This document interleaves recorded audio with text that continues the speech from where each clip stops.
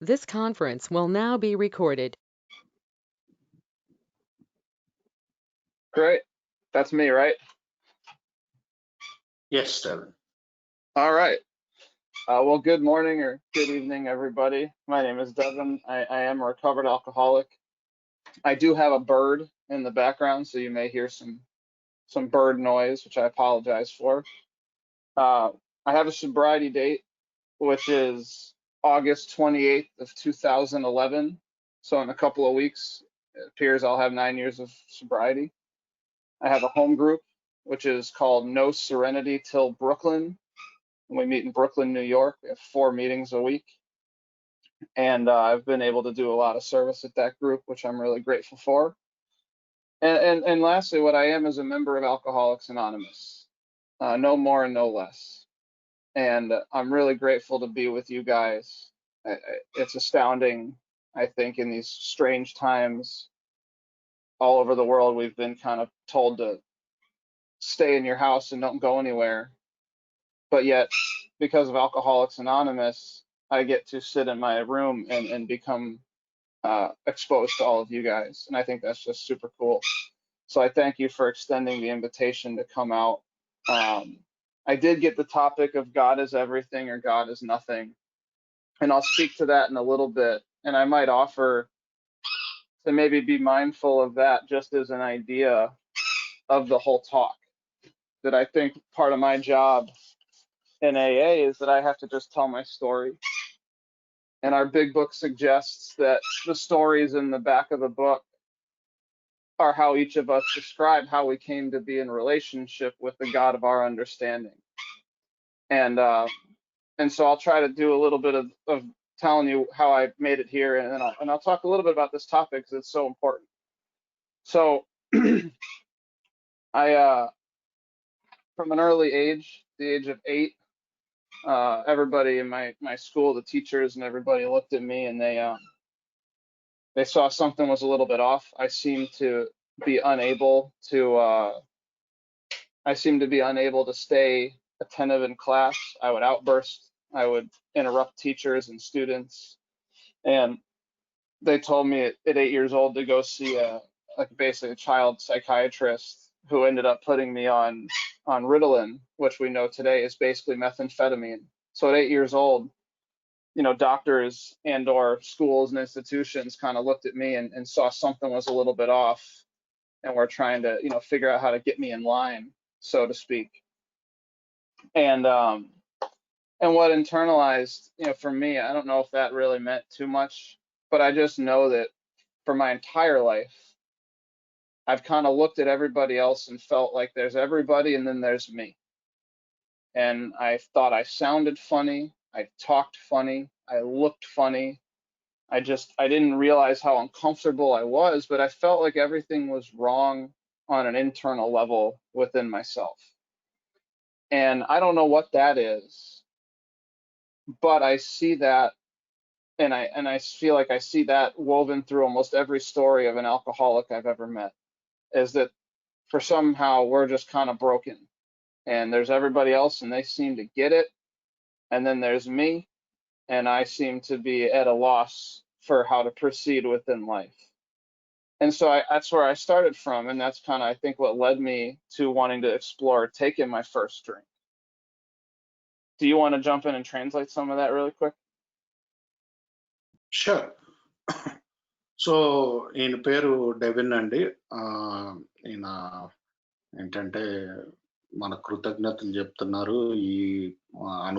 ఇలాంటి పరిస్థితుల వల్ల మనం అందరం ఇలా కలుసుకోవటం జరుగుతుంది, లేకపోతే ఎక్కడికి వెళుతాం అంటున్నారు. ఆయన వెనకాల ఒక పక్షి ఉన్నట్టుంది, అది కూడా క్షమించమని అడుగుతున్నారు దాని సౌండ్కి. ఈయన సొబ్రైటీ డేట్ వచ్చి ఆగస్ట్ 28, 2011, అంటే 9 సంవత్సరాలు సొబ్రైటీ వస్తుంది త్వరలో. ఈయన హోమ్ గ్రూప్ వచ్చి నో సెరెనిటీ టిల్ బ్రూక్లిన్ అని న్యూయార్క్ లో బ్రూక్లిన్ అన్న ఊర్లో ఉందండి. సో ఈయనకి ఇచ్చిన టాపిక్ మీద నేను అది దృష్టిలో పెట్టుకుని నేను మాట్లాడతాను. కాకపోతే బుక్ ప్రకారం ముందు నా కథ నేను చెప్పాలి. ఎందుకంటే బిగ్ బుక్ లో రాసింది ఏంటంటే, వెనకాలన్న కథలు చదివితే మనకి మన ఒక్కొక్కళ్ళు ఎలా వారి ఉన్నత శక్తితోటి సంబంధాలు ఏర్పరుచుకున్నారో తెలిసొస్తదని రాసింది పుస్తకంలో. సో, అలాగే ఆ కథ ప్రకారంగానే నేను చెప్పి దాంట్లో నేను నా ఉన్నత శక్తి గురించి మాట్లాడబోతున్నాను. ఎందుకంటే చాలా ముఖ్యమైన టాపిక్ అని చెప్తున్నారు. నేను 8 సంవత్సరాలు ఉన్నప్పుడే నాకు ఏంటంటే స్కూల్‌లో టీచర్‌లది చూసి ఈ అబ్బాయికి ఏదో తేడాగా ఉంది. ఎప్పుడూ కూడా వినేవాడు కాదు. అంటే దృష్టి దృష్టి పెట్టలేకపోయేవాడు ఎక్కువ సేపు. సో, అలా దృష్టి పెట్టలేకపోకుండా ఇంకా క్లాస్‌లో ఊరినే టీచర్ మాట్లాడుతుంటే మధ్యలో ఈ అబ్బాయి మాట్లాడి ఎప్పుడు ఇంటరప్ట్ చేస్తూ ఉండేవాడు. సో, అలాంటి పరిస్థితుల్లో టీచర్లు సైకియాట్రిస్ట్ దగ్గరికి పంపించారు ఈ అబ్బాయిని. ఆ రోజుల్లో ఒక మందిచ్చాడు సైకియాట్రిస్ట్ రెడలిన్ అని. అదేంటంటే ఆ రోజుల్లో అది మందు. కాకపోతే ఇప్పుడది డ్రగ్ మెథాంఫెటమిన్ అని ఒక మాదక ద్రవ్యం అన్నమాట. సో, అది ఆ రోజుల్లోనే ఈయన ఫస్ట్ డ్రగ్‌కి అలవాటు అవ్వటం జరిగింది. ఈయన జీవితాంతం కూడా ఎప్పుడు వేరే వాళ్ళంతా వేరు, నేనొక్కడిని వేరు అన్న భావంలో ఉండేవారు. ఎందుకంటే నేను తేడాగా అదేదో హాస్యాస్పదంగా మాట్లాడేవాడిని. హాస్యాస్పదంగా ఉండేవాడిని.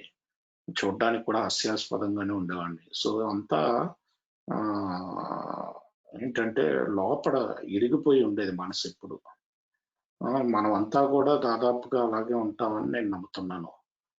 నాకెప్పుడూ కూడా జీవితం ఎలాగా గడపాలో తెలిసేది కాదు. సో, అందుకనే నేను తాగుడికి చాలా సులువుగా దగ్గరయ్యాను. తాగుడు వల్ల ఇయన్నీ గూడా అదే ఇయన్నీ సమస్యలకి పరిష్కారం కింద అనిపించిందని చెప్పాను. Please go ahead Devin. So what I ended up finding is a solution to this uncomfortable feeling that I had. It really showed up, I guess it was through smoking a cigarette was the first little thing. But we started going to my friend's house and we realized that his parents had a liquor cabinet in the basement. And just one day we decided we're gonna go for it. Alcohol and drinking and culture seem to be the thing to do. Everybody does it in the movies and in on TV shows, and there's advertisements everywhere, and it looks like it's just a grand old time. And so we wanted to explore that. But from the very beginning, we didn't just have a drink. I remember I poured, I don't know how many double shots, maybe three double shots really quickly, 3 or 4, and we just slammed it back, and it was gin. And I remember what alcohol did for me was it rubbed away all of those insecurities that I had. It removed the fear of what you thought of me and how I looked and what I felt, was wrong with me. It kind of wiped all these things away. And I remember for the first time in my life just kind of sitting there and feeling like everything made sense. And from that place, alcohol became a very important. It became a very important like aspiration. If we're able to go out and get wasted, that's the goal. And early on, where I was living, I was in the suburbs of Chicago, Illinois, which is kind of in the middle of the country. And it wasn't easy for us as like 13-year-old, 14-year-old kids to get our hands on alcohol. So we were actually able to get our hands on a lot of other stuff first. And I did. I'm a very adventurous guy, so I tried a whole lot of drugs, but that's not really why we're here. But it's just part of my story is that I went down that rabbit hole. But as I got into the later years of high school, around 16, 17, it became easier for us to start getting alcohol with friends and older siblings or stuff like that. And I've never drank for anything less than to basically get as wasted as I could get. I remember early on, some of the early memories I have of drinking were me just being handed a bunch of alcohol and drinking it all without any thought. Because once I had started, I just had to keep going. And then I'm bowled over and just basically in a blackout puking the rest of the night. and I'd come to in the morning and I'd be unable to even drink water. As I drank water, what would happen is I would start puking up my stomach acid, be puking up green stuff. And I never once looked at that and said, maybe this is a problem and I shouldn't do it. Because what alcohol did for me was something that I didn't really get from anything else. I mean, I found it with some drugs too, but what the release that I got from myself, from being uncomfortable, from this internal unmanageability of not knowing how to think or feel or be or act in this world, to be able to erase all that, and of course I was going to keep doing this.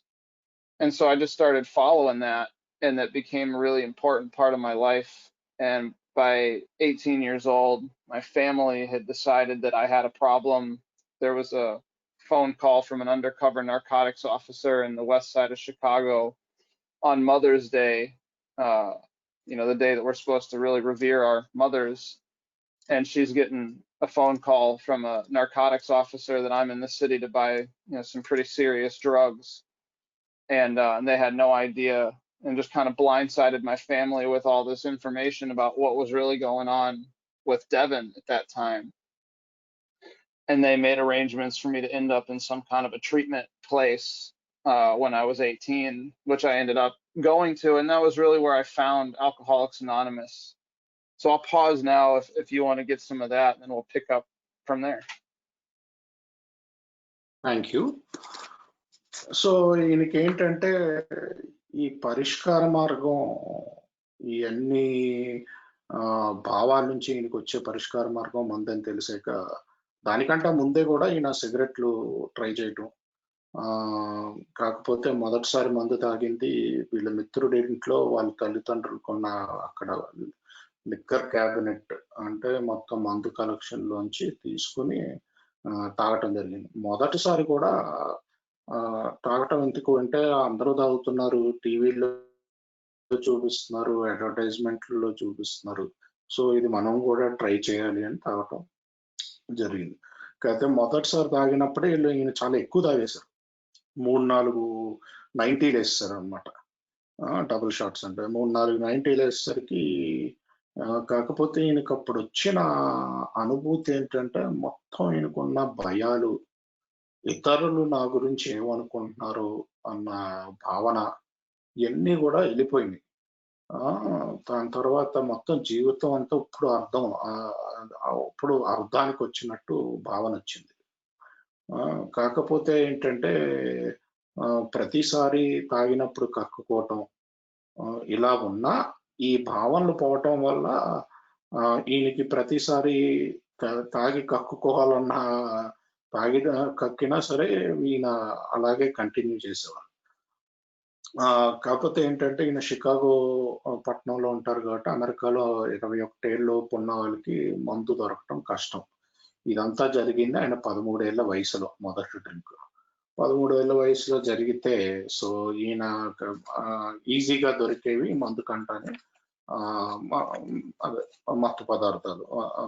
So దానితోటి దాంట్లో కూడా నేను వెళ్ళాను. కాకపోతే ఇది ఇప్పుడు మనం దాని గురించి మాట్లాడుకోవడానికి లేవు అని చెప్తున్నారు. 17 ఏళ్ళ దాకా ఎక్కువ మత్తు పదార్థాలు చేసేవాడిని, మందు దొరికేటప్పుడు మందు చేసేవాడిని. 17 ఏళ్ళ నుంచి కొంచెం సులువైంది, ఎందుకంటే నా అన్న తమ్ములో లేకపోతే చుట్టాలు ఎవరో ఒకరు నాకు కొని పెట్టేవారు. కాకపోతే నేను ఎప్పుడు తాగినా సరే మొత్తం అంతా తాగేసేవాడిని. తాగేసి వాంతులు చేసుకుని బ్లాక్అవుట్లోకి వెళ్ళిపోయేవాడిని. బ్లాక్అవుట్ అంటే ఏం జరిగిందో గుర్తుండకపోవటం అండి. బ్లాక్అవుట్లోకి వెళ్ళిపోయేవాడిని. మర్నాడు నీళ్లు తాగటం కూడా కష్టమయ్యేది. నీళ్లు తాగితే కూడా లోపల నుంచి పొట్టలో ఉన్న యాసిడ్ లాగా బయటకు వచ్చేది పచ్చగాని. సో కాకపోతే ఇవన్నీ చూస్తున్నా సరే నేను అప్పుడే నాకు తెలియాల్సింది నాకు మందుతోటి ప్రాబ్లం ఉందని. కాకపోతే నేను అప్పుడు తెలుసుకోలేదు. ఇలాగే త్రాగుతూ వెళ్ళాను. 18 ఏళ్ళకి ఏమైందంటే, ఒక రోజు మదర్స్ డే అంటే అదే అమ్మగారి తల్లికి ఒక రోజు ఉంటుంది. ఆ డే రోజు ఒక ఆఫీసరు, అండర్ కవర్ ఆఫీసర్ అంటే అదే మఫ్తీలో ఉంటాడు అనమాట. ఆ ఆఫీసరు ఫోన్ చేశాడంట వీళ్ళ అమ్మగారికి. ఏంటంటే సిటీకి వచ్చాడు మీ అబ్బాయి, చాలా పెద్ద పెద్ద డ్రగ్స్ కొనడానికి ట్రై చేస్తున్నాడు అని. ఇదంతా కూడా ఒక షాక్ కింద తగిలింది. ఏ రోజైతే మదర్స్ డే రోజు సంతోషంగా గడపాలో ఆ రోజు వాళ్ళ మదర్కి ఒక పెద్ద షాక్ అనమాట. ఎందుకంటే ఇన్ని రోజులు ఎన్ని అవుతున్నాయని వాళ్ళకి తెలియదు. ఆ రోజు ఈయన్ని తీసుకెళ్లి ట్రీట్మెంట్ సెంటర్లో వేయటం జరిగింది. ట్రీట్మెంట్ సెంటర్లోనే ఈయనకి దొరికిందని చెప్తున్నారు. Please go head. Thank you. So, I don't know about you guys, but at 18 years old for me, I didn't think I had a problem at all. My story was really I just had a misunderstanding with my family. They didn't understand what I needed to be doing. And so one of the tools I've always had is I am somewhat intelligent. And what I did in this treatment facility, it was a youth treatment facility, and AA meetings were brought in. We had groups all day, and then I think NA and AA as well were like meetings that were happening in the evenings for us, and it was like a lockdown hospital unit.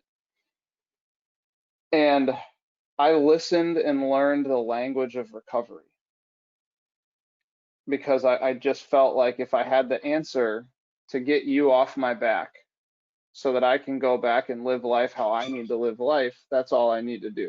And so I would listen to the meetings, and I would listen to the kids in the groups, and I figured out what I was supposed to say in order for people to leave me alone. But I never once wanted to change. I mean, alcohol and the drugs I was doing was giving me so much, was allowing me to feel okay and to be okay and to process life, that there was no way I was going to give that up. I mean, the idea of living a sober life just sounded insane to me. So I went through this treatment facility. I had about 90 days almost of abstinence away from drinking and from doing any other stuff I was doing. And the first day that I had freedom, I was in a college. I had been accepted to a music school in Boston. It's a pretty well-known music school over there. And I'd gotten a little scholarship, and I was headed over there. And the first day after my parents left and I had freedom, there was someone says, "Hey, we got some beer down here, and we're rolling up a joint or something. We're gonna hang out and get to know some of the people on the floor. Everybody's welcome." This is like in dorms. And I went into that room and I took a drink. And I did, I started what I know today to be about a 6-year spree. In that 6 years, I would have told you that I had control at different times and that my life was going in a different direction. And, it wasn't always a problem. But looking back today, I have a different vantage point. I have a little bit of time sober, and I can see that that first drink set up the insanity that became the next 6 years of my life. That I started being driven by a craving that I didn't know I had, that I needed to keep drinking. And that my mind got so warped and so delusional that I couldn't even imagine living life where it didn't involve waking up and taking a drink almost as soon as I was awake. And in the 6 years that I had this nice long spree, one of the things that happened was I became a drug dealer at this music school. I determined that if I was going to be doing all this stuff and needing to be drinking on a regular basis, that I might as well be one of the guys who's got, a supply and a drawer full of cash, and I can make a bunch of fast friends that way, and kind of just live a life that looks normal for me to be intoxicated the clock round, where no one's going to question that. And I did that. And I had some home invasions. I had people come and steal my stuff. I had my face smashed in with brass knuckles once. Lost some, had some teeth broken. Had to get stitches in my arm from a knife, and staples in my head. And I never once drew the correlation that any of this stuff was related to the fact that I had to drink to be okay. It just was not on the table. I did not see that at all. And I walked out of this college experience, and I somehow was able to go through. And apparently, you can be pretty wasted and still be a decent musician. Who would have thought? So I was able to make it through these college years somewhat intact, and ended up living in New York City. And so I'll pause for there because that's about a good time for, I think, translation. Thank you. ఈయనకి 18 ఏళ్ళకప్పుడు రీహాబ్కి వెళ్ళినప్పుడు ఈయన ఆ వయసులో ఏమనుకునేవారంటే, నాకేమీ సమస్య లేదు, ఇది నా తల్లిదండ్రులు నన్ను అర్థం చేసుకునే సరిగ్గా, ఇది ఇదేంటంటే నా సమస్య కాదు, వాళ్ళు నన్ను అర్థం చేసుకోకపోవటం సమస్య అని ఈయన తెలివైనవాడు అని అనుకునేవాడు. కాకపోతే ఏంటంటే అక్కడ ఒక రీహాబ్, ఒక చిన్న సైజ్ హాస్పిటల్, కాకపోతే ఇలా ఉండేదంట, మొత్తం అంతా గేట్లు అవి వేసేసి ఉండేవి. రోజు ఏ మీటింగులు, ఎన్ఏ మీటింగులు కూడా అక్కడ మీటింగ్ చేయడానికి బయట నుంచి మిత్రులు వచ్చేవారు. చాలా వరకు విన్నాను, ఆ భాష నేర్చుకున్నాను. ఎందుకంటే ఈ రికవరీ యొక్క భాష నేర్చుకున్నాక నన్ను ఇంక ప్రశ్నలు అడగటం మానేస్తారు రీహాబ్ లో, కౌన్సిల్ దీన్ని. సో ఎవరైనా నన్ను అనుమానించకుండా ఉండడానికి భాష బాగా వాడేవాడిని. అయితే నాకు ఎప్పుడు కూడా మారాలని కోరిక లేదు. ఎందుకంటే నాకు త్రాగుడు, డ్రగ్స్ కూడా నాకు చాలా ఇచ్చినాయి, జీవితానికి అర్థం ఇచ్చినాయి. అసలు అవి లేకుండా అసలు నేను జీవించగలుగుతానన్న నమ్మకం అసలు ఉండేది కాదు. అసలు పిచ్చితనం అనుకునేవాడిని, మందు లేకుండా ఎవడు బతుకుతాడు అని చెప్పి. సో ఇలా 90 రోజులు ఉండి బయటకు వచ్చేసరికి నాకు అప్పుడు ఇంకొక ఊర్లో, బాస్టన్ లో ఒక మంచి సంగీతపు స్కూల్లో నాకు అడ్మిషన్ వచ్చింది. అడ్మిషన్ వస్తే ఇప్పుడు ఏంటంటే తల్లిదండ్రులు లేరు, నాకు పూర్తిగా స్వేచ్ఛగా అనిపించింది. అక్కడికి వెళ్ళినప్పుడు ఎవరో అన్నారు, ఇదిగో బియర్లు ఉన్నాయి, గంజా ఉంది, కింద అందరినీ వెళ్ళి కలుద్దాంరా, అదంతా ఒక హాస్టల్లో ఉంటుందంట టామ్స్ అని. ఆ హాస్టల్లో అందరినీ వెళ్ళి కలుద్దాం, కొంతమందిని స్నేహం చేసుకుందాం అని చెప్తే ఆ రోజు మళ్ళీ నా డ్రింక్ పుచ్చుకోవటం జరిగింది. అక్కడి నుంచి 6 ఏళ్ళు కంటిన్యూస్ గా తాగటం జరిగింది. కాకపోతే అప్పుడులో మటుకు నేను కంట్రోల్లో ఉండేవాడిని, అప్పుడప్పుడు కంట్రోల్లో ఉండేవాడిని అని చెప్తూ ఉండేవాడిని. అప్పుడప్పుడు ఎక్కువ తాగుతున్నాను అని చెప్పి ఉండేవాడిని మీకు. కానీ ఈ రోజు వెనక్కి తిరిగి చూసుకుంటే కనుక, ఆ మొదటి డ్రింక్ ఎప్పుడైతే తీసుకున్నానో ఆ డార్మ్ లో, అప్పటి నుంచి నాకు నా పిచ్చి అన్నది, ఇన్సానిటీ అండ్ సెకండ్ స్టెప్ లో అంటారు, నా పిచ్చి మొదలైంది. ఇంకా ఆ దాహం ఆగలేదు. ఇవన్నీ చేయడానికి నేను డ్రగ్ డీలర్ కూడా అయ్యాను, డ్రగ్స్ అమ్మేవాడిని. కాకపోతే ఈ డ్రగ్స్ అమ్మితే జోబు నిండా డబ్బులు, ఎప్పుడు కావాలంటే అప్పుడు తాగటం, తొందరగా స్నేహితులు రావటం, ఇవన్నీ ఉండేవి. సో అందుకనే అది కూడా చేశాను. కాకపోతే దీంతో పాటు నాకు నా ఇంట్లోకి దొంగలు చొరబట్టం, ఒకసారి అయితే నా పళ్ళు ఇరిగిపోయినాయి కొట్లాట్లో, నా నెత్తికి మీద కుట్లు ఉన్నాయి, కత్తితో పొడవబడ్డాను నేను. ఇవన్నీ కూడా జరిగినాయి నాకు 6 ఏళ్లలో. కాకపోతే వీటిలన్నిటితోటి నేను ఎప్పుడూ కూడా ఇది మందుకి ముడివేయలేదు. నేను మందు వల్ల ఇవన్నీ జరుగుతున్నాయని నేను ఎప్పుడు అనుకోలేదు. 6 ఏళ్ళ తర్వాత కూడా నేను న్యూయార్క్ లో మొత్తానికి, నువ్వు తాగుతున్నా ఒకవేళ మ్యూజిక్ వాయించగలిగితే నీకు ఈజీగా ఉద్యోగం వస్తుంది, ఎందుకంటే సంగీతం వాయించే వాళ్ళకి నువ్వు తాగలేవా అని కాదు. సో అందుకని న్యూయార్క్ లో ఒక మాదిరి సంగీత విద్వాంసుడిగా జాయిన్ అయ్యాను. Please go ahead. Thank you. So, by the time I'm looking at going to New York, I've had a bunch of different moments in my life where I started trying to rearrange the circumstances, because I did have some consequences. I never considered getting sober or being sober entirely. I certainly never considered living a spiritual life. Well, that's not true. At one point, I did go after some type of Buddhism with some teachers, and that lasted for all of about 2 weeks, and then I threw that to the curb. So I ended up coming to New York, and the plan was when I get to New York, things have to be different. You know, I'm now 22, or I'm out of college. I'm living in this situation where I've got to make something happen. You know, I have this music degree, and what does that even mean? And what is that going to do?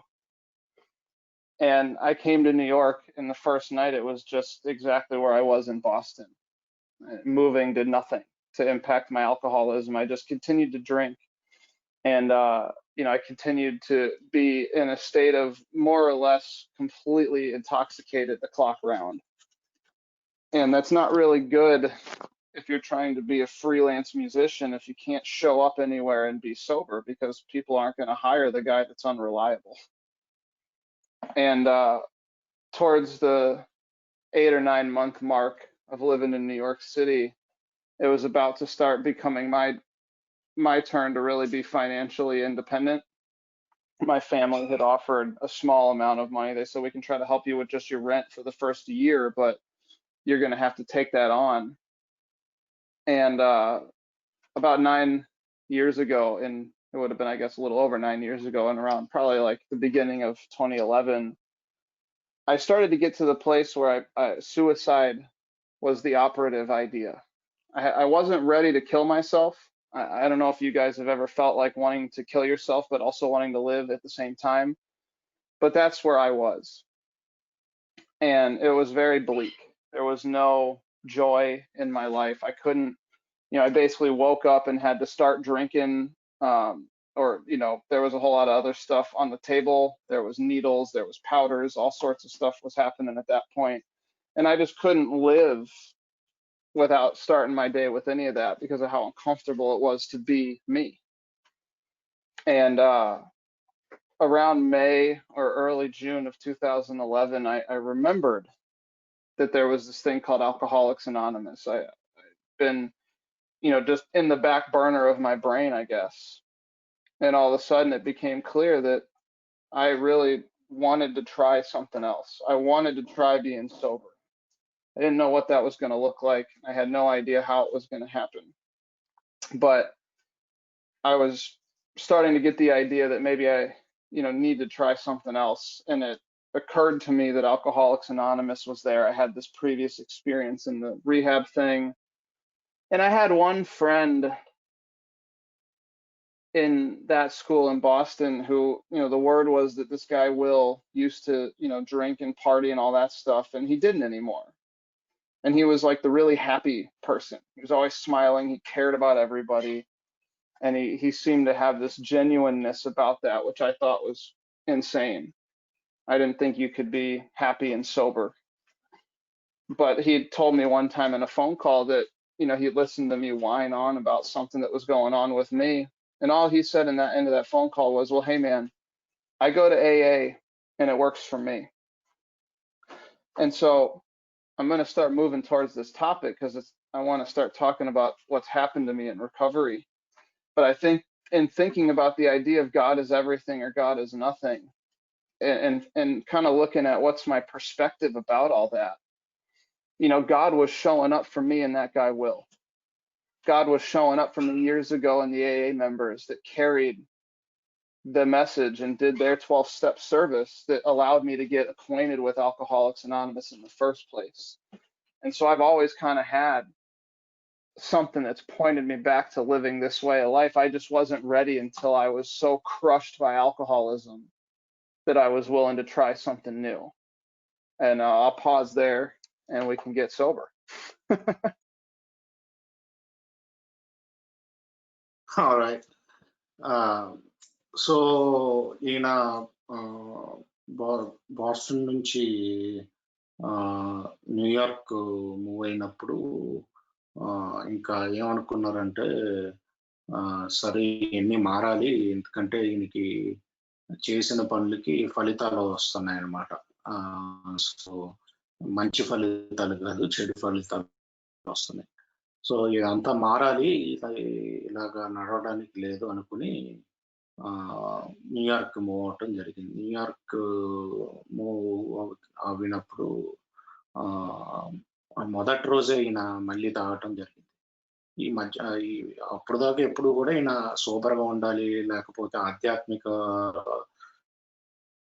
పద్ధతులనే నేను ఎప్పుడు ఆలోచించలేదు. ఏదో 2 వారాలు Buddhism మీద ఉండాలి అని చెప్పి చూసి మళ్ళీ ఆ 2 వారాల తర్వాత దాని సంగతే మర్చిపోయారు. సో ఇప్పటికే 22 ఏళ్ళు వయసు వచ్చేసింది. కాలేజ్ నుంచి నేను బయటకు వచ్చాను. న్యూయార్క్లో ఉన్నాను. డిగ్రీ తెచ్చుకున్నాను. ఎన్నిటికి ఏమైనా విలువ ఉండాలంటే మారాలంటూ న్యూయార్క్ వెళ్ళి మొదట రాత్రి బాస్టన్లో ఎలా ఉండేవారో అలాగే మళ్ళీ తాగాను. ఇంకా ఇలాగే ఏంటంటే రాత్రం పగలు తాగుతూ ఉండేవారు. ఎప్పుడు కూడా తాగుడు మత్తులోనే ఉండేవారు. ఈయనకి ఎవరైనా ఉద్యోగం ఇవ్వాలన్నా, ఎక్కడైనా ఉద్యోగం ఇవ్వడానికి సిద్ధపడాలన్నా వాళ్ళ దగ్గరికి ఈయన తాగుడు వాసన లేకుండా వెళ్ళాలి కదా, సోబర్గా వెళ్ళాలి. అలా ఎప్పుడు తాగుతూ ఉంటే ఎవరిస్తారు? సో సుమారుగా 9 నెలల తర్వాత న్యూయార్క్ వచ్చాక ఆయనకు అర్థమైంది ఏంటంటే, ఇప్పుడు అప్పటికే ఈయన ఫ్యామిలీ మేము సంవత్సరమే రెంట్ ఒకటి కడతాం, సంవత్సరం తర్వాత నువ్వు రెంట్ కూడా చూసి అని చెప్పడం జరిగింది. 9 నెలలు అయ్యాక ఇంకా అప్పుడు ఆత్మహత్య చేసుకోవాలన్న భావన వచ్చేది. మీ అందరికీ అలా అనిపించేదో లేదో నాకు తెలియదు, కానీ నాకు చచ్చిపోవాలని అనిపించేది, అదే సమయంలో బతికుండాలని అనిపించేది. సో ఎటువంటి సంతోషం లేదు. పొద్దున్న లెగ్గానే తాగుడుతోటి మొదలు పెట్టాలి. ఇంకా రకరకాల డ్రగ్స్ ఎప్పుడు అలా టేబుల్ మీద పడి ఉండేది. డే స్టార్ట్ చేయాలి అంటే ఏదో ఒకటి, అంటే రోజు మొదలు అవ్వాలంటే ఏదో ఒకటి పడాలి లోపలికి, లేకపోతే నేను ఆ బుర్రతోటి ఉండలేకపోయేవాడిని. మే 2011 అనుకుంటాను, అప్పుడు నాకు గుర్తొచ్చింది. ఎందుకు గుర్తొచ్చింది అంటే, నేను నిజంగా అప్పుడు నాకు ట్రీట్మెంట్లో చెప్పింది మిత్రులు రావటం, రోజు మీటింగ్ చేయటం అక్కడ. సో నాకు అది ఒక మైండ్లో ఉండింది. ఓహో, ఇది ఒకటి ఉంది కదా, ఆల్కహాలిక్స్ అనానమస్ ఉంది కదా,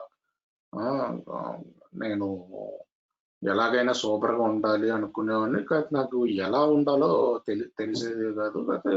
ఉంది అని మటుకు రీహాబ్ నుంచి నాకు గుర్తుంది. ఇదే సమయంలో ఒక ఫ్రెండ్ ఉండేవాడు, విల్ అని చెప్పి. ఆయన కూడా అదే బాస్టన్ కాలేజ్కి వెళ్ళాడు. ఆయన బాగా తాగేవాడు, కాకపోతే ఇప్పుడు తాగుడు ఆపేశాడని విన్నాను. ఎప్పుడు నవ్వుతూ ఉండేవాడు. ఆ నవ్వులో నిజాయితీ ఉండేది. నాకు ఎప్పుడు నమ్మకం వేసేది కాదు. ఎలాగా నవ్వుతూ ఉంటాడు రా బాబు సూపర్గా ఉండి, అది ఎలా సాధ్యం అనుకునేవాడు. ఓ రోజు నేను ఆయనకు ఫోన్ చేసి నా బాధలు, నా కష్టాలు చెప్పుకుంటూ ఉంటే అంతా విన్నాడు ఆ వ్యక్తి. విన్నాక ఒకటే ఒక మాట అన్నాడు, చూడు రెవిన్, నేను ఏకి వెళ్తున్నాను, అది నాకు పని చేసింది, నీకు పని చేస్తుంది అని అన్నాడు. ఇప్పుడు టాపిక్కి సంబంధించి మాట్లాడాలంటే, దేవుడు నాకు ఆ రోజు విల్లు రూపంలో చూపించాడు. నాకు ఎప్పుడో ట్రీట్మెంట్లో 6-7 ఏళ్ళ ముందే చూపించాడు. కాకపోతే నేను మొత్తం ఆల్కహాల్ తోటి పతనం అయ్యేదాకా నేను వినలేదు. సో దేవుడు చూపిస్తూనే ఉన్నాడు దారి పొడుక్కి నాకు కరెక్ట్ దారి. నేనే ఆ దారిని ఎంచుకోవట్లేదు అని చెప్తున్నారండి. ఇంకా మిగతా please go ahead, Devin. So somewhere around early June of 2011, I got struck with the memory of Alcoholics Anonymous, that there was a thing, and then I decided to go to a meeting. And the first meeting I went to, I was 24 and a half years old. This is the first meeting I went to of my own choice. I was 24 and a half years old, and I walked into a room full of everybody was like 60 years and older. And I looked around at everybody and I said, there's no way this is for me. There's just no way. And there was one guy who was probably like 40, and he suggested I stay that there was another meeting in that same space shortly after. It was a men's group, and it was going to be a lot of younger people coming in. And I tried to leave. I think I was smoking a cigarette that I bummed from him, and I was trying to leave. And some people did come up that were younger. They had tattoos, and they rode up on bikes or skateboards and motorcycle, whatever. And so I ended up staying for this men's group, and I got to see that there were some younger people in AA, and that was hopeful. But the message that I was getting in the beginning from everybody was, here's my phone number, call me if you feel like drinking, or go to the next meeting. Like, there's another meeting here tomorrow, get to the meeting, just don't drink between now and then. And it seemed like the answer that most people were sharing was just get your butt to a meeting. And in this neighborhood in North Brooklyn, it's kind of the like hip neighborhood. It's called Williamsburg, and it's a lot of younger people. And I will tell you that God is not a popular topic all the time in the meetings. There's very little discussion about finding a God of your understanding. And so my initial introduction to Alcoholics Anonymous was not very focused, from what I could tell, on the spiritual program, but more on the fellowship and getting around it and just being in the middle of it. And what happened from early June of 2011 until August 28th of 2011 was I got acquainted with what powerlessness really is. I found that I could not just go to meetings and not drink. I could not drink between meetings. I got nicknamed 3-Day Devin by one of the guys that I ended up living with shortly after I started actually getting sober, because I couldn't come back to the meeting with more than 2 or 3 days sober. I couldn't seem to get more than 2 or 3 days before I was drinking. And most days I would leave the meeting and within a couple hours I was drinking. And the thing is, I wasn't making decisions. It didn't feel like I'm making a choice to go drink. What happened was I would be pulling a drink away from my face, and I would realize I had already started. And I'd woke up that day and I'd gone to a meeting, and I had said I wanted to be sober, and I wanted to do this thing called Alcoholics Anonymous. And you guys told me just don't drink between meetings, or keep it to an hour at a time or 10 minutes at a time. And I just couldn't do it. And I became really defeated that I was totally screwed. And there seemed to be nothing that I could do. And I started to think, because the message in the fellowship that I found in the beginning was just go to meetings, that something was wrong with me, that maybe I had something that you guys didn't, because I couldn't just go to meetings and stop. And it was a really hopeless place. I was ground into dust. And that's kind of the proposition that we come to. I had been living a life that was absolutely absence of any kind of God or spirit or spirituality. I had never once been exposed to religion or prayer or meditation. These were not tools that I was given as a kid. It just didn't happen. And the result of me living my life to the best of my ability looked like I'm ready to kill myself, and everything sucks, and I hate all of you guys. And if you're happy and sober, I really hated you. And that's where I came and was brought to. And so I'll pause for that, and then we'll talk about what happened on August 28th.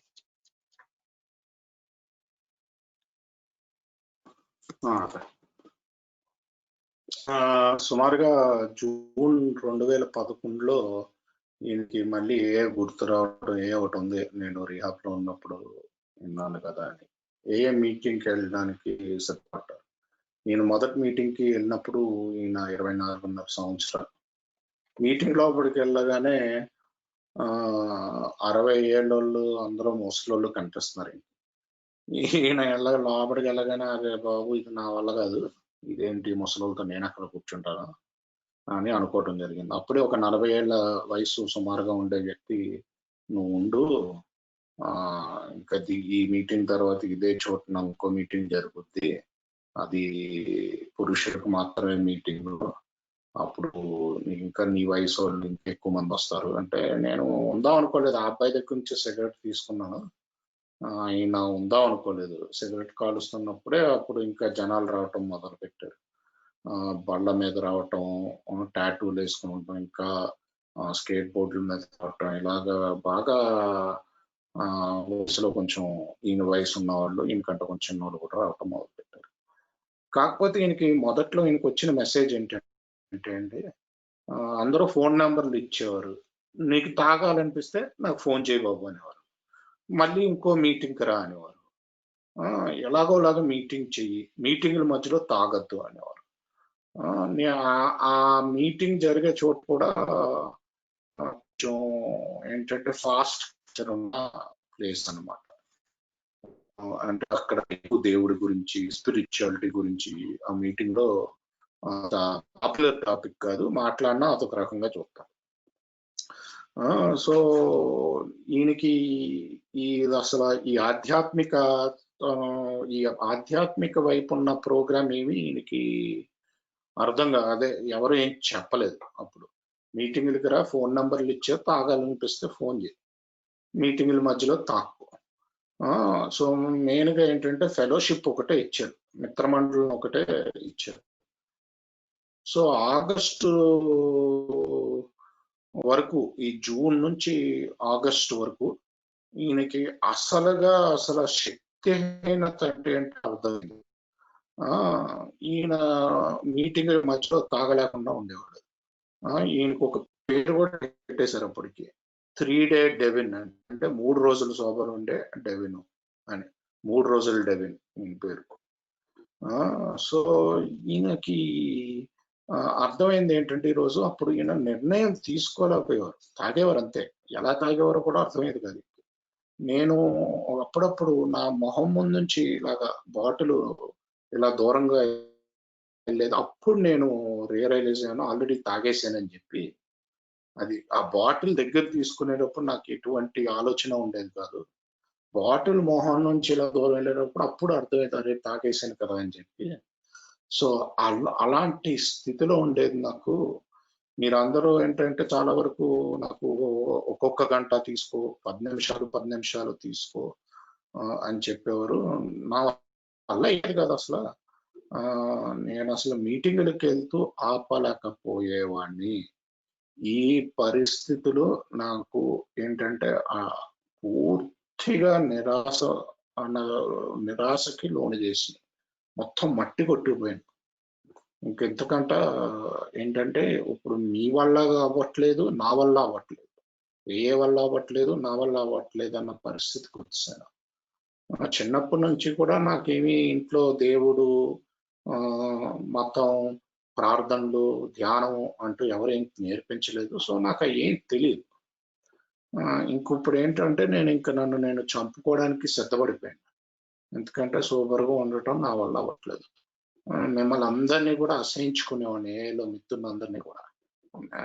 Especially ఏంటంటే నేను సోబర్‌గా ఉన్నాను, చాలా సంతోషంగా ఉన్నాను అంటే మటుకు ఇంకా నాకు కోపం వచ్చేది.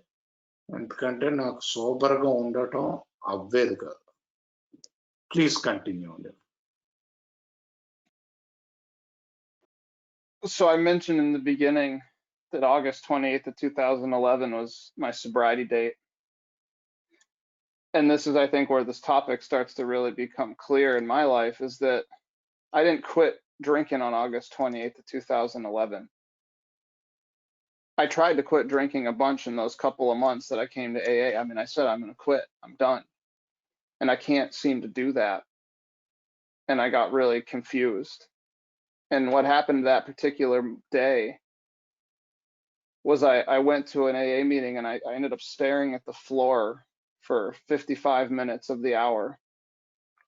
And in the last 5 minutes in that particular meeting, they ask if someone feels like they really need to share. You know, they call it a burning desire over here. Does someone have a burning desire that if they don't share, they're going to go hurt themselves or somebody else or take a drink? And what happened to me was my hand went up, and I got called on, and I heard words coming out of my mouth that I hadn't prepared to say. And in a nutshell, what I told the room, and it was a little more colorful, but I said, I'm screwed and I don't know what to do. But if I'm not surrounded by you people or another one of these meetings, I know I will be drunk and high tonight. It is going to happen. And I may have said something else, but I don't know. And we stood up and closed the meeting with a prayer. We said the Serenity Prayer.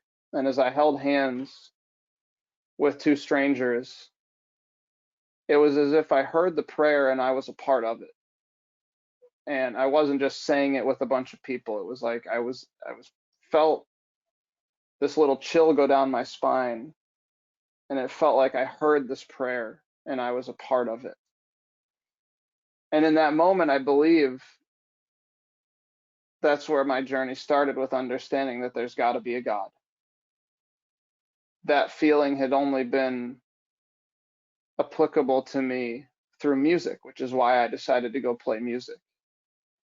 And here I am saying a prayer with no inkling of living a spiritual life, no real understanding that the AA way of life is a life dedicated to developing a relationship with a God of my understanding and going out in service of trying to help other alcoholics. But standing there holding hands with some strangers after letting them know that I knew I was going to be drunk, and if it was up to me, but it somehow believed that if I was surrounded by you guys, I had a shot at being sober. And then to say the prayer, and I felt this little tingle. There's a little part of me that just said, this is for you. And I don't know what that is. I wasn't a conscious choice. It just all of a sudden, Alcoholics Anonymous became open to me, where it was previously not on the table. And I believe what I became acquainted with was the idea that to be truly powerless, to really have this physical craving that once I start, I can't stop, and to have a mind that's so warped and broken and delusional that at my best, all I can think is that I should go and have a drink. Whether it's a good idea or a good thing is going on in my life, or some horrible situation is happening in life, or I'm just bored. My mind always took me back to that drink. And it was broken. And I believe being exposed to sober members of Alcoholics Anonymous is what opened me up, because the people that there were a few people that would talk about living this program and taking these steps and praying and meditating. There was very few of them, but they were there. And I'd come to believe that what happened for them was possible. And I believe that they weren't lying to me. And that's how I started to have this whole hardened shell of my selfishness and self-centeredness cracked. And I was able to get to a point where I said, AA's for me, and I'm not going to fight it anymore. And on that day, I believe I entered into some grace that was always there. I just wasn't able to see it or accept it until I was totally broken. And so I hope everybody gets to a point where you're totally broken, because I don't believe, at least I know for me, that I wasn't going to accept God or a spiritual way of living until I knew that my way didn't work. And so that's how I began my journey in AA. Was I had this little moment in a meeting holding hands with strangers, and I haven't needed to take a drink ever since then. And I can't really explain that other than there must be a God, because my track record up to this was miserable. Do you want to jump in, Karthik? Yes, thank you. August 28/2011 అని నా సొబ్రైటీ చెప్పాను, date చెప్పాను. So నేను June నుంచి నేను ఎలా వస్తున్నాను వెళ్తున్నాను అదే పని చేయట్లేదు. ఎన్నోసార్లు ఇంకా ఇది చాలు, ఇంకా నా వల్ల కాదు అనుకున్నాను, అయినా పని చేయట్లేదు. ఇలాగా అవుతున్నప్పుడు ఆగస్టు ఇక్కడ నాకు ఈ టాపిక్ క్లియర్గా వస్తుంది. ఇప్పుడు మనం ఈరోజు మాట్లాడుకునే టాపిక్ దేవుడి గురించి ఏంటంటే, ఈ ఆగస్టు రోజు నేను ఆగస్టు 28 మీటింగ్కి వెళ్ళి 55 నిమిషాలు, గంట మీటింగ్ అయితే 55 నిమిషాలు నేను అలాగే నాటకేసి చూస్తున్నాను, బుర్ర ఉంచుకొని. బుర్ర పైకి వెత్తలేదు. ఇలాగ ఎత్తకుండానే నాలుకేసి చూస్తున్నప్పుడు సడన్ గా ఏంటంటే ఇక్కడ బర్నింగ్ డిజైర్ మన దగ్గర కూడా అడుగుతాం కదండి, తాగాలనున్నా లేకపోతే నీకు నువ్వేమైనా హాని చేసుకుంటావన్నా లేకపోతే ఇతరులకి హాని చేస్తావన్నా బర్నింగ్ డిజైర్ లాస్ట్ ఇస్తారు కదా 5 minutes. అలా అడిగితే ఈయనకి తెలియకుండానే ఈయన చెయ్యి పైకి లేచింది. లేచి ఆ కుర్చీ మీద ఈయనకి తెలియకుండానే మాటలు బయటకు వస్తున్నాయి. ఏమి ఈయన ప్లాన్ చేసుకోలేదు, చెయ్యెత్తుదామని కానీ అలా మాట్లాడదామని కానీ. సో ఆ నోట్లోంచి వచ్చిన మాట ఏంటంటే, నా పని అయిపోయింది, ఇంకా ఐఎమ్ స్క్రూడ్ అంటారు. అంటే ఇంకంతే. అది కరెక్ట్ గా ట్రాన్స్లేట్ చేయాలంటే భూత పదంతో ట్రాన్స్లేట్ చేయాలి. దాని బదులు నా పని ఇంకా అయిపోయింది అని అని అనుకోండి. ఇది అలా అని షేర్ చేసాక, మీరందరూ లేకపోతే నేను చచ్చిపోతాను, నేను అయిపోయాను ఇంకా అని అని ఈయన షేర్ చేసాక అందరూ కలిపి చేతులు పట్టుకొని సెరెనిటీ ప్రేయర్, ప్రశాంత ప్రార్థన చేయటం జరిగింది. ఆ ప్రశాంత ప్రార్థన చేసేటప్పుడు ఏమైందంటే ఈయనకి వెన్నుపూసలోంచి వణుకు వచ్చింది, చెందనమాట. ఇప్పుడు దాకా నేను ఎప్పుడు ప్రార్థన చేసేవాడిని, కాకపోతే ఇప్పుడు నేను ప్రార్థనలో ఒక భాగం అయినట్టు నాకు అనిపించింది. సో అప్పుడు ఏంటంటే ఇలాంటి అనుభవం నాకు సంగీతంలోనే వచ్చేది. అందుకే నేను సంగీతం వైపుకి వెళ్ళాను. సంగీతంలో నాకు ఇలాంటి అనుభవం వచ్చేది. అలాంటి అనుభవం మొదటిసారి నాకు ప్రార్థనలో వచ్చింది. నాకు దాంతో వెన్నులో వణుకొచ్చింది. వచ్చినప్పుడు ఆ సమయంలో నాకు ఒకటి అనిపించింది, ఖచ్చితంగా దేవుడు ఉండాలి అని ఆ విషయం అప్పుడు అనిపించింది. కదా ఆ రోజు నాకు తెలియలేదు నేను ఇలాగ బయటకు వెళ్ళి అందరికీ సర్వీస్ చేస్తాను, అందరినీ అదే తోటి తాగబోతులకి సహాయపడతానని చెప్పి.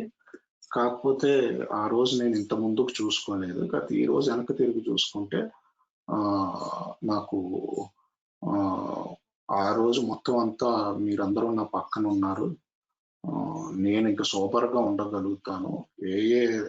ఆ రోజు నాకు తెలుసుకుంది.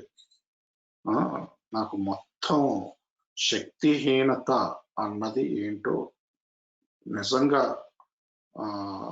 అర్థమైన రోజు ఆ రోజే. నేను తాగుడు మొదలు పెడితే ఆపలేను. ఎప్పుడు బుర్ర తాగాలనిపిస్తూ ఉంటది, మంచైనా తాగాలనిపిస్తుంది, చెడైనా తాగాలనిపిస్తుంది, బోర్ కొట్టినా తాగాలనిపిస్తుంది. ఒకసారి మొదలు పెడితేనేమో ఆపలేను. మొత్తం నా మైండ్ ఇరిగిపోయింది. అంటే నా మెదడు మొత్తం ఇరిగిపోయిన మెదడు పని చేయట్లేదు. నేను అప్పటికీ మీటింగ్ లో కొంతమంది ఉన్నారు, ఎక్కువ మంది మాట్లాడకపోయినా దేవుడి గురించి కొంతమంది ఉండేవారు, స్టెప్స్ గురించి మాట్లాడేవారు, ఇది ఎలాగ జీవించాలి ఈ జీవితాన్ని స్టెప్స్ వాడుతూ అని మాట్లాడేవారు, ప్రార్థనా ధ్యానం గురించి మాట్లాడేవారు. ఆ రోజుతోటి నా చుట్టూ కమ్ముకున్న స్వార్థపూరిత గోడలు ఎదిగినాయి. అప్పుడు నాకు నా కోసమే, ఏని ఇంకా నేను ఏతో నేను పోరాడను అని ఆ రోజుతో నిర్ణయించుకున్నాను. అప్పుడు నాకు దేవుడి యొక్క కరుణ వచ్చింది. ఎప్పుడు ఉంటుందండి కరుణ, కాకపోతే నేను తెచ్చుకోలేకపోయిన దాన్ని. ఎందుకంటే నేను కంప్లీట్గా నన్ను పాతాళానికి దిగితే తప్ప, మొత్తం పవర్లెస్ అయితే తప్ప ఆ కరుణ రాలేదు. ఇంకా నా వల్ల కాదు, నేను మొత్తం అయిపోయింది నా పని అని వెళ్ళి షేర్ చేసాక అప్పుడు వచ్చింది. అప్పుడు దాకా నా పద్ధతుల్లో నేను ఏ ప్రయత్నాలు చేసినా నాకు రాలేదు. నా పద్ధతులన్నీ ఆపేసి, బాబు ఇంకా నా వల్ల కాదు నాయన అని చెప్పాక అప్పుడు వచ్చింది కరుణ నా జీవితంలోకి. ఆగస్టు 28, 2011 అని చెప్తాను.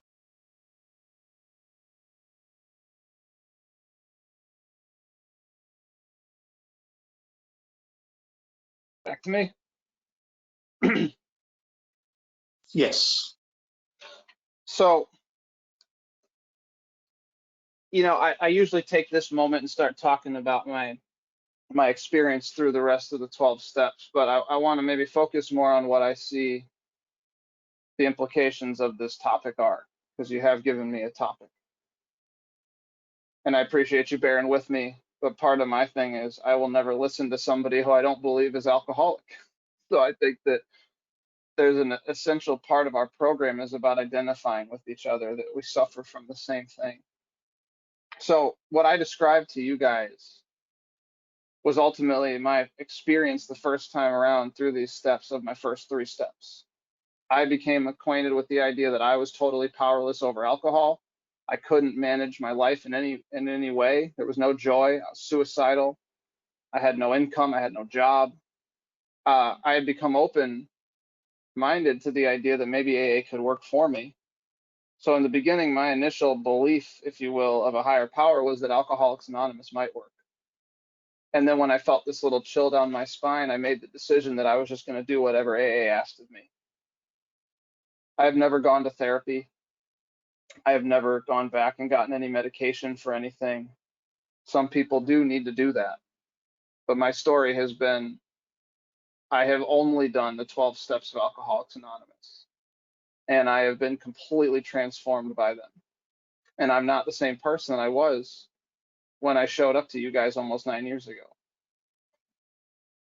The book gives us a choice. It says that we end up in a self-imposed crisis that we can't postpone or evade. And that's right where I found myself. I'm either going to go kill myself or something's going to happen. And I wasn't ready to kill myself, so something had to happen. And they say that we need to fearlessly face the proposition that God is either everything or else he is nothing. God either is or he isn't. This is what was our choice to be. And I love the idea, and one of my heroes suggested that maybe this is the only choice we really make. Either I'm going to choose a life based on self, where I am the master and I am the power, and I'm going to suffer the consequences of life. Or I'm going to choose this idea that God is everything and God is. And I'm going to get in line with that idea and that perspective and see what happens. And I'll still suffer the consequences of life. Nowhere in here do I get to sidestep the human condition or being in whatever life situation I'm in. As we make this choice, if we're willing, I think you have to be broken to make the choice that I'm going to see God in everything, and I'm going to take this position that I'm going to live a life with God rather than a life without God. We're neatly brought to this 3rd step, which tells us that my real problem has been me all along. And if God is going to be everything, and if I'm going to really get into this program, what I'm met with is the question of, am I willing to stop playing God in my life? Now, if you're new, the initial 3rd step decision that I made, kind of falling out of that moment that I was describing, is I just said I'm going to do whatever this program asks. So if I'm new, the decision to stop playing God in my life really looks like I'm turning my life over to the care of Alcoholics Anonymous. I'll do these steps. I'll write this inventory. I'll get acquainted with my character defects. I'll start praying to have God remove these. I'll go and try to clean up the damage and make these amends however I can. I'll address these parties directly and not be needing to look over my shoulder. I'll pay the money back, all that stuff. And all that's meant to make us useful so that we can do the work that we're needed, which is to actually go and try to carry this message to another alcoholic just like us who's still suffering. But it's a larger implication if you've been here for a little bit, because I'll tell you, in about 9 years, I have started trying to manage my life in multiple different places. And I keep being brought back to either God is everything or God is nothing. And so it brings me to the point where, do I believe that God is going to sort out the money situation? Do I believe God is going to sort out the romance situation? Do I believe that God will be able to handle whatever comes down the pipe? And the book promises us that if we stay close to God and perform his work well, that we will be provided all we need. And that's certainly been my experience. I think that's about my time before I'll let you do some translating. Thank you.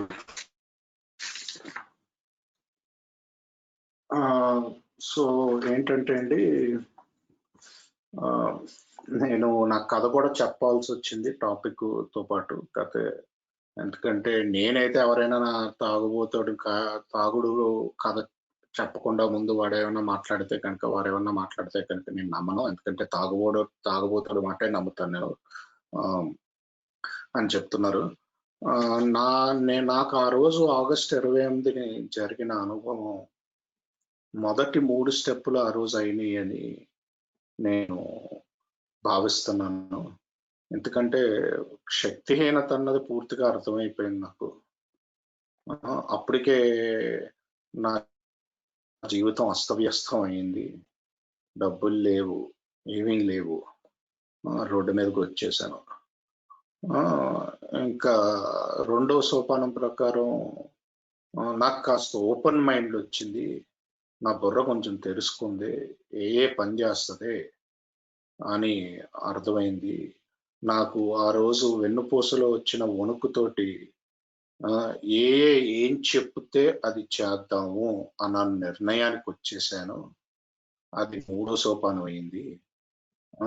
కాకపోతే ఈరోజు topic తోటి మాట్లాడాలంటే, నేను 9 ఏళ్ళ క్రితం ఎలాంటి మనిషినో నేను ఈరోజు అలాంటి మనిషిని కాదు. ఎందుకంటే ఇది టాపిక్ వల్లే.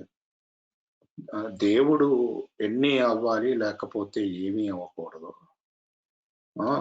దీని ముందు పుస్తకంలో ఉంటది రాసి, మీరు ఒక విషయాన్ని పోస్ట్పోను లేకపోతే దాటవేయలేరు, వాయిదా కానీ దాటవేయటం కానీ చేయలేరు. సో నేను అలాంటి స్థితికి వచ్చేసాను. వాయిదా వేయలేను, దాటవేయలేను, నన్ను నేను చంపేసుకుందాం అనుకున్నాను. మీరు పుస్తకంలో ఇలా రాసాక ఏం రాస్తారంటే, దేవుడు ఎన్ని అవ్వాలి లేకపోతే ఏమీ కాకూడదు అని. సో ఇది ఇలాంటి పరిస్థితుల్లోకి వచ్చినప్పుడు నేను దేవుడి పదులు అప్పుడు ఆ రోజు మొదటి రోజు ఎన్ని అవ్వాలి లేకపోతే ఏమీ కాకూడదు అన్న నిర్ణయానికి వచ్చాను. వీళ్ళు ఏం చెప్తారు చేద్దాం అన్న నిర్ణయానికి వచ్చాను. నేను ఏలో ఒక హీరో కింద భావించే వ్యక్తి ఎప్పుడు ఒకటే అనేవాడు, బాబు నువ్వు ఏంటంటే దేవుడు ఎన్ని అవ్వాలి అనుకో, లేకపోతే నువ్వే ఎన్ని అనుకో. నువ్వే ఎన్ని అనుకుని చెయ్యి. చేసినప్పుడు నీకు పరిస్థితులు ఏమొచ్చినాయో తెలుసు. ఇంకా దేవుడు ఎన్ని అవ్వాలి అనుకున్నప్పుడు నువ్వు చూస్ చేసుకోవాలి, దేవుడు ఎన్నియా లేకపోతే ఏమీ కాదా. రెండిట్లో ఒకటే నీకు చాయిస్. దేవుడు ఎన్ని అనుకున్నప్పుడు ఆయనకు వదిలేయాలి. అలా అని చెప్పి నాకు జీవితంలో వచ్చే బాధలు కష్టాలు రాకుండా ఎక్కడికి పోవు, అవన్నీ వస్తాయి. దాని నుంచి నీకు ఎస్కేప్ లేదు. కాకపోతే దీనివల్ల దేవుడికి వదిలేయటం వల్ల నాకైతే ఎప్పుడు మంచి జరిగింది. ఈ పరిస్థితికి రావడానికి నేను కంప్లీట్ గా ఇరిగిపోవాల్సి వచ్చింది లోపల నుంచి. దాని తర్వాత రాసినట్టు అసలు ప్రాబ్లం నేను దేవుడు రోల్ ప్లే చేయటం ఆపుతానా లేదా అన్నది నేను నిర్ణయించుకోవాలి. నేను కొత్తగా వచ్చిన వాళ్ళకి ఏం చెప్తానంటే, మొదట్లో ఇది ఏమీ లేదు, ప్రోగ్రామ్ ఏం చెప్తే అది చేయాలి. నేను ఆ రోజు ఎలాగైతే ఏం చెప్తే అది చేస్తాను అని నేను నిర్ణయించుకున్నాను. అలాగే మొదట్లో వచ్చినప్పుడు ప్రోగ్రామ్ ఏం చెప్తే అది చెయ్యాలి. స్టెప్స్ చెయ్యాలి. దాంట్లో మన లోపాలని రాయమంటారు, లోపాలు ఎన్ని రాయాలి, రోజు ప్రార్థన చేయాలి లోపాలు పోవాలి అని చెప్పి, అమెండ్స్ చేయాలి, ఎవరికైనా డబ్బులు వెనక్కి ఇవ్వాలంటే ఇచ్చేయాలి. ఇవన్నీ చేయాలి. మొదట్లో చేసాక ఉండగా ఇది నాకు ఇంకా పెద్ద విషయం కింద అనిపిస్తుంది. 9 ఏళ్ళ పాటు నేను ఈ ప్రాక్టీస్ లో ఉన్నందుకు నాకు ఇది ఉత్తి ప్రోగ్రామే కాదు, మొత్తం జీవితం అంతా అంతే ఆయన చేతుల్లో పెట్టాలి అని నాకు అర్థమైంది. నేను చాలాసార్లు నా సొంత అదే సెల్ఫ్ ఫిల్ నేను వెనక్కి తీసుకుంటూ ఉంటాను. మళ్ళీ నేను ఈ పదానికి రావాలి. దేవుడు ఎన్నీనా లేకపోతే ఏదీ కాదా అని. దేవుడు మరి డబ్బులు ఇస్తాడా? నాకు డబ్బులు ప్రాబ్లమ్ ఉంటే. నా ఇవన్నీ నా సంబంధాలు ఎన్ని బాగు చేస్తాడా? నాకు వేరే ఏమన్నా సమస్యలు ఉంటే తీరుస్తాడా? అంటే దానికి సమాధానం నేను ఒకటే చెప్తాను. ఆయనతో సాన్నిహిత్యంగా ఉండి ఆయన పని చేసుకుంటూ వెళ్తే నాకు కావాల్సింది ఆయన ఇస్తాడు. అది సత్యం. ఎందుకంటే నా విషయంలో అది జరిగింది అని చెప్తున్నారు. Yes Devin. Any closing remarks or? Yeah, I've got a few. If I could just take a second. So I wanted to talk a little bit about where this goes. That the initial opening of this door is really in our second step. And if you're like me, you might be obstinate about living a spiritual life. But alcohol broke me in that respect. And I became willing to try what AA suggested. And, sometimes there's a debate of what is the AA message. And the real message that I've found is that if you turn your life over to this power, I don't understand it. But if you're willing to seek a relationship with this power every day, you can be set free of that obsessive thinking. The book says when the spiritual malady is overcome, we straighten out mentally and physically. So you don't have to suffer from a mind that's delusional, that takes you back to alcohol all the time. And if you're not drinking, you won't suffer from a body that can't handle alcohol. And I think I think for me that's been a longer process. I had that moment on the first day, but as I got through an inventory and I got acquainted with my own character defects and where I fall short, I found out that I'm just as powerless over my pride and my anger and all the internal emotions. I can't control my fear. And the 6th and 7th step are entirely devoted to taking these things to God. And am I willing to stop playing God and stop arranging my life in all these other areas? And for me, that is a much longer decision about what it would really mean to say God is everything. As we moved into the amends process, it tells me that the reason I'm going to make amends is so I can become more useful to God and those about me. If I'm going to be a sponsor, I better have done some of this stuff to be able to share experience with somebody who's looking at maybe some really tough amends. And then when we get into the 10th and the 11th step and we start practicing, what is it really telling us to do is number one, in a 10th step is when I notice any of this stuff like selfishness, dishonesty, resentment, and fear, I go to God. It doesn't say I go to my home group and bring a problem to my home group. It says I pray. I need to tell somebody about it immediately also.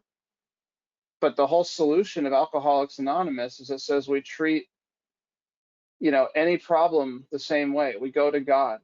We get quiet. We ask for direction. We try to employ prayer and meditation and what we call inventory of self-examination is a means for us to stay connected with this power that's giving us life. As a result of deciding that AA was for me, I became gainfully employed. I was able to live as a professional musician in New York City, playing an instrument and doing nothing else until this quarantine hit. That's all I've ever done. Now I'm, having to figure some stuff out because music is kind of dead. I've been in a relationship going on 7 years, and I've been married now for a year, and we don't really fight. We've never raised our voices at each other. I didn't see women as people when I showed up here, and I've been shown how to have a meaningful relationship with another human being by learning how to have a relationship with God. I sit every day in some quiet prayer and meditation, and I ask that I could be useful today. And I try to employ the humility that it really takes to live a life where God is everything, and I'm going to just try to be serving God. And as a result, what I've really gotten to do is watch healing take place in my family and across my friendships. And I've gotten to then sit down with other people and show them what this way of life's about and watch them get connected to a God of their understanding and watch them go out and then find other people to help carry this message to. And that is the highlight of my experience here, is getting to watch other people recover. And so it's been the greatest decision of my life to make a choice that God was going to be everything. And all I've tried to do is just continue on that path and keep seeking this relationship. And so far, I have been taken care of, and all these promises that seemed a little crazy have started to come true in this book. And I've been able to have a really amazing time where I'm able to walk around free of my alcoholism most days. And I still suffer with being a human being, but I think that's just par for the course. And then I have all these tools. So I appreciate you guys letting me be here. I hope this is coherent, breaking this all up. And I guess we're going to have some questions, and I'll hang out for a while if we have some questions. I'm not going to go running anywhere. So thank you. Thank you, Devin. Thank you. Let me translate this and pause the recording. Then we can open up for questions. So ఈయన ఏం చెప్తున్నారంటే అండి, అప్పుడు ఏదైతే మొదటి రోజు జరిగిన అనుభవం ఏదైతే ఉందో అప్పుడు నాకు రెండో స్టెప్ కూడా ఇందాక చెప్పినట్టు ఓపెనింగ్ జరిగింది. కాకపోతే దీనికి రావడానికి ఆల్కహాల్ అనేది నన్ను పూర్తిగా విడిచేయాల్సి వచ్చింది. అప్పుడు నేను ఏదైనా సరే ప్రయత్నించడానికి విల్లింగ్ అయ్యాను. నాకు ఈ రోజు కూడా ఏంటంటే, నేను ఏదైనా ప్రయత్నించడానికి విల్లింగ్ అవటం అంటేనే నా జీవితానికి ఇంకొక ఆధ్యాత్మిక శక్తికి అప్పచెప్పటం. నాకు ఆ శక్తి ఏంటంటే ఈ రోజుకి నాకు అర్థం కాదు. నాకు అర్థం చేసుకున్న శక్తి అని రాసి ఉంటుంది, కాకపోతే నాకు అర్థం కాదు, అయినా పర్లేదు. పుస్తకంలో రాసి ఉంటుంది, ముందు ఆధ్యాత్మిక అవస్థ నుంచి నువ్వు బయటపడితే అప్పుడు మానసికంగాను శారీరకంగాను కూడా నువ్వు బయటపడతావు అని చెప్పి. ఒక్కసారి ఆధ్యాత్మిక అవస్థ నుంచి నువ్వు బయటపడినప్పుడు నాకు మానసిక అవస్థ నుంచి, నేను ఎప్పుడు తాగాలన్న కోరిక నుంచి నేను బయటపడిపోయాను. ఒకసారి తాగుడాపాక శారీరక అవస్థ నుంచి ఎలాగో బయటపడతాం, ఎందుకంటే తాగం కాబట్టి. కాకపోతే ఇది ఒక ప్రాసెస్, ఒక సుదీర్ఘ ప్రయాణం. మొదటి రోజు జరిగింది ప్రారంభం అయితే ఈ ప్రయాణం రోజు చేస్తూ ఉండాలి. అలా ప్రయాణం చేస్తూ చేస్తూ చేస్తూ ఉండగా నాకు అర్థమైందంటే, నా అహంకారం, నా భయాలు, నా ఇతర గుణదోషాల మీద నాకు ఎటువంటి శక్తి లేదు. దీనికోసమే నేను 6-7 సోపానాలు ఉపయోగించాలి. నేను ప్రతిదీ కూడా నేను దేవుడి కింద అనుకుని నేనేదో చేసేస్తున్నాను, నేనేదో చేసేయాలని అరేంజ్మెంట్ చేయటం ఆపేయాలి. నేను నా అమెండ్స్ చేసుకోవాలి, ఎవరినైనా స్పాన్సర్ చేయాలి. నేను స్పాన్సర్ చేయాలంటే నేను ఈ ప్రాసెస్లో కొంచెం నడిగి ఉండాలి, లేకపోతే వాళ్ళకి ఎలా కొన్ని అమెండ్స్ చేయించడం, నాకు ఎలా చేయించాలో అర్థం కాదు. సో ఇవన్నీ 10-11 వచ్చేసరికి ఏం చెప్పుద్దంటే, 10వ స్టెప్లో నువ్వు స్వార్థంగా కానీ, నిజాయితీతనం లేకపోవటం కానీ, నీకు ఎప్పుడైనా భయం వేస్తే కానీ నిన్ను హోమ్ గ్రూప్కి వెళ్ళమందు, హోమ్ గ్రూప్లో వెళ్ళి షేర్ చేయమందు, దేవుడి దగ్గరికి వెళ్ళమంటారు, ఎవరికైనా ఫోన్ చేయమంటారు కావాలి అంటే. ఒకటే ఒక్క సొల్యూషన్ ఈ ప్రోగ్రాంలో, ఏ ప్రాబ్లం ఉన్నా దేవుడి దగ్గరికి వెళ్ళాలి. మనం ఎప్పుడు ఆ పవర్తో కనెక్ట్ అయి ఉండాలి. ఆ పవర్తో కనెక్ట్ అవ్వడమే ఈ ప్రోగ్రాము. ఇది ఎన్ని తెలుసుకోవడానికి నేను సుదీర్ఘ ప్రయాణం చేయాల్సి వచ్చింది, ఒక రోజులో తెలియలేదు. ఇప్పుడు నేను ఏంటంటే ప్రొఫెషనల్గానే వాయిస్తాను సంగీతం. అదొక్కటే పని చేస్తాను, ఆ పని తప్ప నేను ఏం చేయను. కాకపోతే ఇప్పుడు క్వారంటైన్ వచ్చింది కాబట్టి, ఇప్పుడు న్యూయార్క్లో పెద్దగా క్లబ్లు ఏమి ఓపెన్ లేవు కాబట్టి మ్యూజిక్ నేను ఇప్పుడు వాయించట్లేదు, వేరే చూసుకోవాలి. నాకు 7 ఏళ్ళ నుంచి ఒక అమ్మాయితో రిలేషన్షిప్లో ఉన్నాను. 1 సంవత్సరం క్రితమే మా ఇద్దరికి పెళ్ళయింది. మేము ఒకరినొకరు ఎప్పుడు కూడా గట్టి మాటలు మాట్లాడుకోము, అరుసుకోము. ఈ ప్రోగ్రామ్ రాకముందు నేను స్త్రీలను మనుషులుగా కూడా భావించేవాడిని కాదు. నేను ప్రతిరోజు కూడా ప్రార్థనా ధ్యానంలో కూర్చుంటాను. చివరిగా ఏమడుగుతానంటే, నీకు ఎలా ఉపయోగపడగలుగుతానో చెప్పు దేవుడా అని అడుగుతాను. అలా అడగటం మొదలుపెట్టాక మెల్లిగా నాలో మార్పులు రావటం జరిగింది. ఈ రోజు నేను వేరే జనాలకి ఎలా అందించగలుగుతానో చూస్తాను. వాళ్ళకి అందించినప్పుడు వాళ్ళు కూడా మారటం చూడటం ఎన్నిటికంటే నాకు సంతోషం ఇచ్చే విషయం. ముందులో ఈ 12 ప్రామిసులు ఏదైతే ఉన్నాయో వాగ్దానాలు, అవి నాకు పిచ్చి కింద అనిపించేది. ఏంటి ఇలా జరుగుద్దా అని. కాకపోతే ఒక్కొక్కటి నా జీవితంలో నిజం అవటం మొదలుపెట్టింది. ఇవన్నీ అవ్వాలి అంటే, ఇవన్నీ అవుతున్నాయంటే జీవితంలో బాధ, నొప్పి, సంతోషం లేవని కాదు. అవన్నీ కూడా ఉంటాయి. కాకపోతే బాధ ఉన్నప్పుడు నేను ఏం చెయ్యాలి అన్నది నా దగ్గర ఈ టూల్స్ ఉన్నాయి, ఈ అస్త్రాలు ఉన్నాయి నా దగ్గర. వీటిల్లో ఏదో ఒకటి వాడుకొని నేను ఏంటంటే మళ్ళీ సంతోషానికి రాగలుగుతాను. ఈరోజు మీ అందరి ముందు నాకు ఈ షేరింగ్ అవకాశం ఇచ్చినందుకు చాలా థ్యాంక్ యూ అని చెప్తూ, క్వశ్చన్ అండ్ ఆన్సర్స్ కూడా ఓపెన్ ఉంటూ, ఇంకా కావాలంటే ఇంకా కొద్ది సమయం నేను గడపగలుగుతాను. 10:30కి మన మీటింగ్ అయిపోతుంది. ఇంకా కొంచెం సమయం గడపగలుగుతాను. క్వశ్చన్ అండ్ ఆన్సర్స్ ఉంటాయని చెప్తున్నారు. నేను ఇప్పుడు రికార్డింగ్ పాస్ చేయబోతున్నాను.